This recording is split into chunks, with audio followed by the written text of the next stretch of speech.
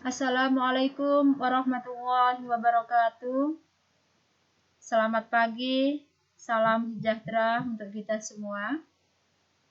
Bapak Ibu yang saya hormati,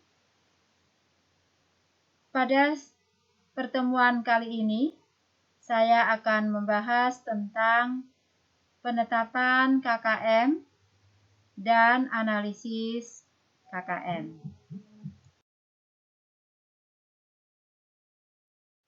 Bapak Ibu yang saya hormati, salah satu prinsip penilaian pada kurikulum berbasis kompetensi adalah menggunakan acuan kriteria, yakni menggunakan kriteria tertentu dalam menentukan kelulusan peserta didik.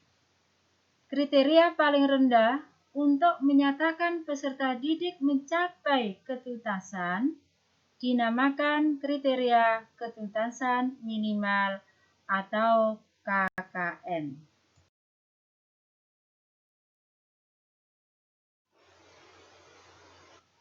Bapak Ibu, sebelum kita menetapkan KKM, kita harus perhatikan rambu-rambu. Ya, pertama, KKM ditetapkan pada awal tahun pelajaran. Artinya, KKM harus ditetapkan sebelum awal tahun ajaran dimulai. Kedua, KKM ditetapkan oleh satuan pendidikan berdasarkan hasil musyawarah guru mata pelajaran di satuan pendidikan. Atau beberapa satuan pendidikan yang memiliki karakteristik yang hampir sama. Pertimbangan pendidik atau forum MGMP secara akademis menjadi pertimbangan utama penetapan KKM. Nilai KKM dinyatakan dalam bentuk bilangan bulat. Nilai ketuntasan belajar maksimal adalah 100. Dan sekolah dapat menetapkan KKM di bawah nilai ketuntasan belajar maksimal. Inilah rambu-rambu yang harus kita perhatikan sebelum kita menetapkan KKM.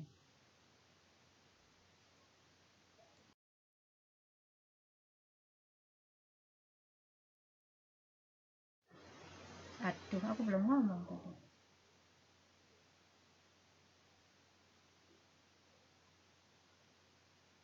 Bapak Ibu yang saya hormati, adapun mekanisme atau langkah-langkah dalam menentukan KKM, kita lihat di skema sini, yaitu penetapan KKM indikator, berlanjut pada KKM KD, hingga SK, dan KKM mata pelajaran. Hasil penetapan KKM oleh guru atau kelompok guru mata pelajaran ini nanti disahkan oleh kepala sekolah untuk dijadikan patokan guru dalam melakukan penilaian. Terus KKM ini juga harus disosialisasikan kepada pihak-pihak yang berkepentingan, yaitu kepada peserta didik, orang tua, dan dinas pendidikan. KKM juga dicantumkan dalam lembar hasil belajar pada saat hasil penilaian dilaporkan kepada orang tua atau peserta didik. Bapak Ibu yang saya hormati, sekarang cara menentukan kriteria ketuntasan minimal, kita harus perhatikan 3 hal. Ya. Apa saja yang harus kita perhatikan dalam penentuan KKM? Yang pertama adalah kompleksitas, yaitu kesulitan dan kerumitan. Tingkat kompleksitas ini yang harus dicapai oleh peserta didik. Suatu indikator dikatakan memiliki tingkat kompleksitas tinggi apabila dalam pencapaiannya didukung oleh sekurang-kurangnya satu dari sejumlah kondisi. Contohnya, guru yang memahami dengan benar kompetensi yang harus dibelajarkan pada peserta didik. Guru yang kreatif dan inovatif dengan menggunakan metode pembelajaran yang bervariasi. Guru yang menguasai pengetahuan dan kemampuan sesuai bidang yang diajarkan. Peserta didik dengan kemampuan penalaran tinggi. Peserta didik yang cakap. Peserta didik yang terampil, kreatif, inovatif. Waktu yang cukup lama untuk memahami materi. Tingkat kemampuan penalaran dan kecermatan yang tinggi. Nah, itu di dalam tingkat kesulitan dan kerumitan yang harus kita perhatikan.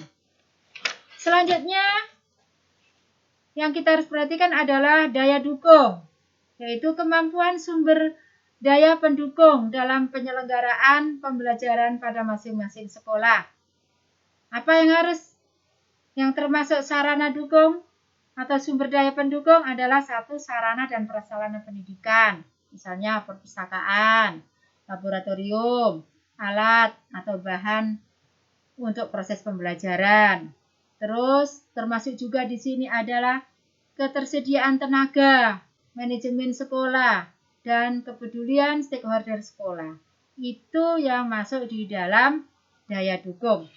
Selanjutnya adalah intake siswa, yaitu tingkat kemampuan rata-rata peserta didik di sekolah yang bersangkutan. Untuk penetapan intake siswa di kelas dapat didasarkan yang kelas 10 itu dapat didasarkan pada hasil seleksi pada saat penerimaan siswa didik baru. Terus nilai ujian sekolah nasional, rapor SMP. Sedangkan untuk penetapan di kelas 11 dan 12 berdasarkan kemampuan peserta didik di dalam atau di kelas sebelumnya.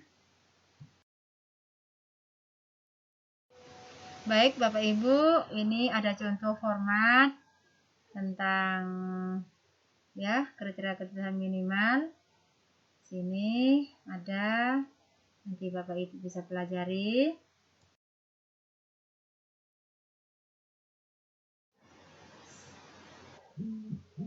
Bapak Ibu yang saya hormati, nah ini menafsirkan kriteria menjadi nilai.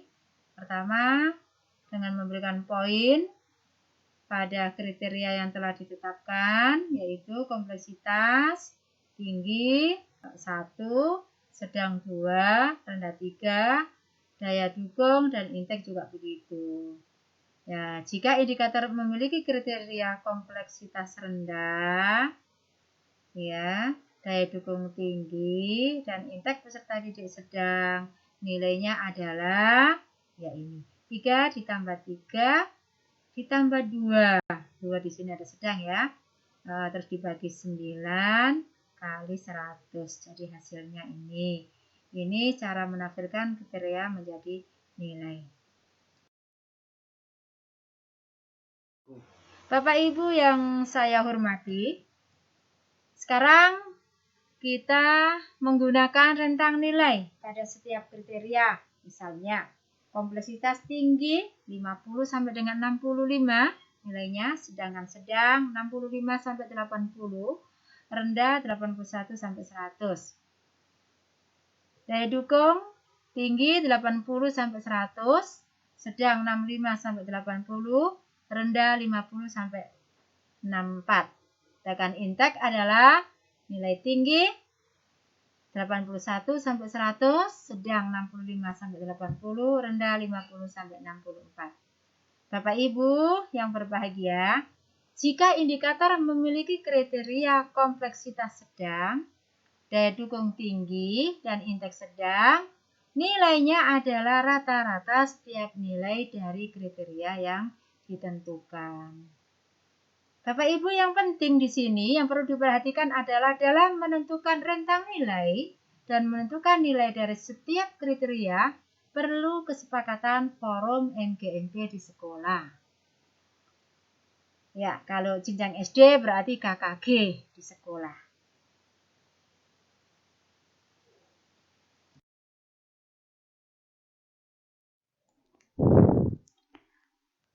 Sekarang kita menafsirkan kriteria menjadi nilai dengan memberikan pertimbangan profesional. Ya, di sini kompleksitas tinggi, sedang, rendah, sama juga daya dukung dan indeks. Nah, contohnya, jika indikator memiliki kriteria kompleksitas rendah, daya dukung tinggi, dan indeks peserta didik sedang, maka dapat dikatakan ada dua komponen yang mempengaruhi untuk dapat mencapai ketuntasan maksimal 100. Apa itu? Itu kompleksitas rendah dan daya dukung tinggi. Jadi guru dapat mengurangi nilai menjadi antara 90 dan 80.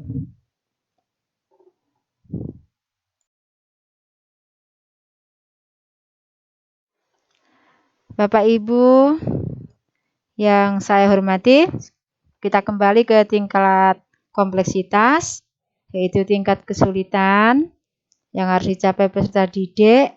Tingkat kesulitannya tinggi apabila dalam pelaksanaannya, ya menurut guru itu memahami kompetensi yang harus dicapai peserta didik. Guru harus kreatif dan inovatif dalam melaksanakan pembelajaran. Dan pelaksanaannya juga membutuhkan waktu yang lama. Dan ini juga peserta didik dituntut mempunyai penalaran dan kecermatan yang tinggi. Baik, Bapak Ibu guru, sekarang apa saja kemampuan sumber daya dukung? Di sini yang termasuk kemampuan sumber daya dukung adalah ketersediaan tenaga, sarana prasarana, biaya operasional, manajemen sekolah, dan kepedulian stakeholder sekolah. Sedangkan penentuan kriteria yang ketiga tadi adalah indeks. Indeks adalah tingkat kemampuan rata-rata peserta didik. Kita bisa lihat dari mana? Yaitu kalau KKM kelas 10 dapat didasarkan pada hasil seleksi peserta didik. Nilai UN, rapor kelas 3, SMP, dan tes seleksi masuk atau psikotes. Sedangkan untuk KKM kelas 11 dan 12 didasarkan pada tingkat pencapaian KKM peserta didik pada semester atau kelas sebelumnya. Ya, selanjutnya ini contoh format untuk mengerjakan atau untuk Bapak Ibu. Ada format A, bisa format B.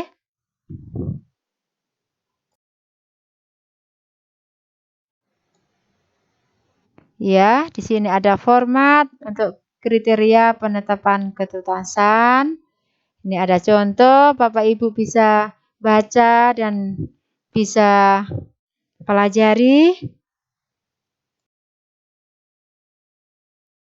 Ya. Sedangkan ini format adalah penulisan KKM pada laporan hasil belajar peserta didik. Ini sudah ada contohnya. Ya.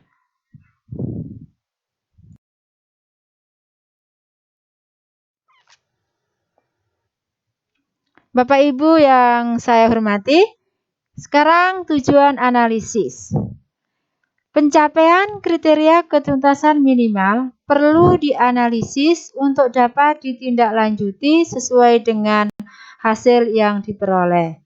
Tindak lanjut diperlukan untuk melakukan perbaikan dan penyempurnaan dalam pelaksanaan pembelajaran maupun penilaian. Hasil analisis juga dijadikan sebagai bahan pertimbangan penetapan KKM pada semester atau tahun pembelajaran berikutnya. Analisis pencapaian kriteria ketuntasan minimal bertujuan untuk mengetahui tingkat ketercapaian KKM yang telah ditetapkan. Setelah selesai melaksanakan penilaian setiap KD, harus dilakukan analisis pencapaian KKM. Kegiatan ini dimaksudkan untuk melakukan analisis rata-rata hasil pencapaian peserta didik kelas 10,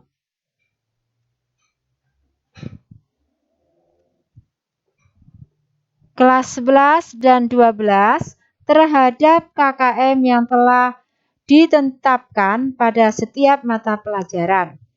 Melalui analisis ini akan diperoleh data antara lain KD yang dapat dicapai oleh 75% sampai 100% jumlah peserta didik pada kelas 10, 11, dan 12.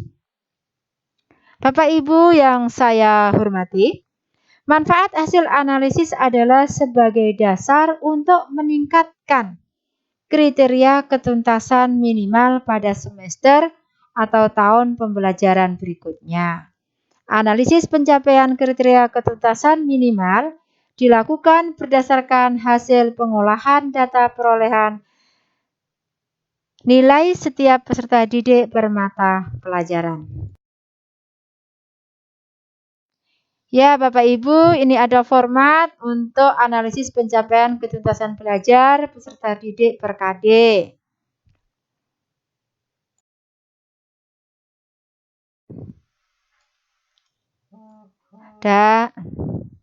Dan ini contoh format rekapitulasi pencapaian ketuntasan belajar minimal. Bapak Ibu yang saya hormati, demikian yang bisa saya sampaikan. Kurang lebihnya mohon maaf. Terima kasih. Akhirul kalam. Wassalamualaikum warahmatullahi wabarakatuh.